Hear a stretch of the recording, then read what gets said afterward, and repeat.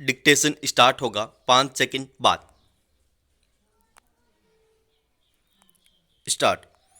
अध्यक्ष महोदय, हम एक बहुत ही गंभीर समस्या को लेकर आज इस सदन में विचार विमर्श कर रहे हैं। ऐसी समस्या पहले कभी भी हमारे सामने उपस्थित नहीं हुई। इसकी समीक्षा करने के लिए हम लोग कानून के अनुसार सरकार जो काम कर रही है उस पर अपने विचार प्रकट कर रहे हैं और उसी पर अधिक से अधिक ध्यान दे रहे हैं। सभी हमारे एक माननीय सदस्य ने भी कहा कि बड़े बड़े पूंजीपतियों से हमें अपना संबंध नहीं रखना चाहिए, क्योंकि उनके कुछ सदस्य ऐसी बातें कह रहे हैं जो देश के हित में नहीं है। अभी सदन में एक सदस्य ने कुछ पूंजीपतियों के बारे में कहा कि उन लोगों ने हमारे देश की पूंजी को बाहर के देशों में रखा हुआ है।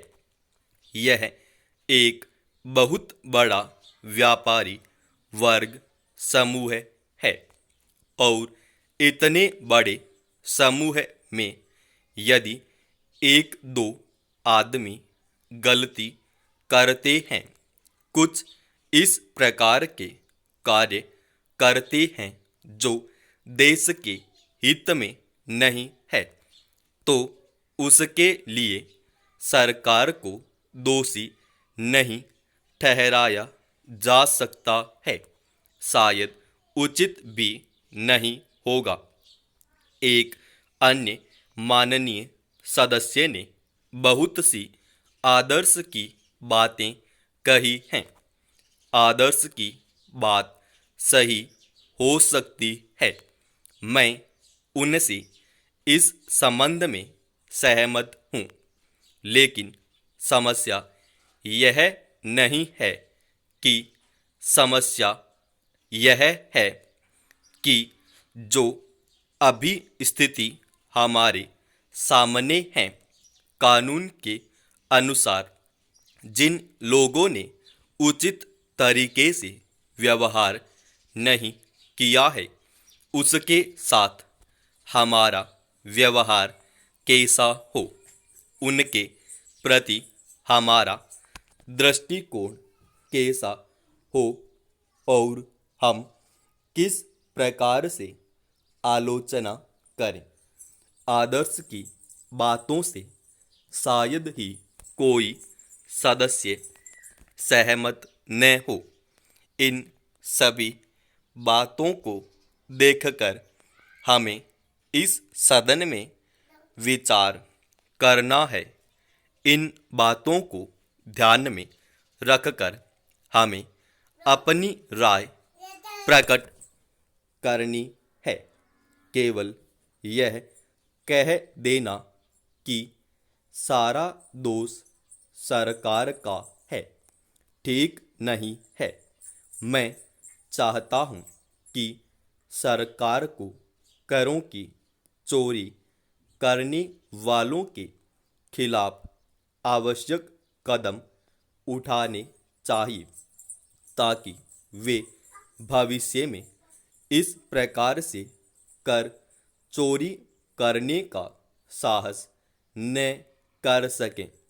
सरकार ने इस संबंध में कुछ कदम भी उठाए हैं, लेकिन प्रश्न यह है कि जो लोग करों की चोरी कर रहे हैं, उनमें कितनी कमी आई है। सरकार ने इस संबंध में जो आयोग नियुक्त किया था, उसकी रिपोर्ट प्राप्त करने पर देश का काफ़ी पैसा खर्च हो चुका है। इसको कार्यान्वित करने में कुछ कानूनी कठिनाइयाँ हैं। अध्यक्ष जी, किसी भी देश की विदेश नीति अपने में कोई स्वतंत्र नीति नहीं होती है, वरन वह किसी देश की आंतरिक नीति को स्पष्ट करती है। उदाहरण के लिए हम अमेरिका को ले सकते हैं। उसने अपने यहाँ अधिक अन्न पैदा किया और जब उसके पास अनाज फालतू बच गया, तब वह अपने बकाया अनाज की बिक्री के लिए ऐसे देशों की तलाश करने लगा जो उधार पर माल ले सकते हो। किंतु हमारी आंतरिक नीति ने यह तय किया कि खर्चीले ढंग से सरकार चलाएंगे और स्वदेशी मुद्रा की कोई राशि हमारे पास नहीं बचेगी।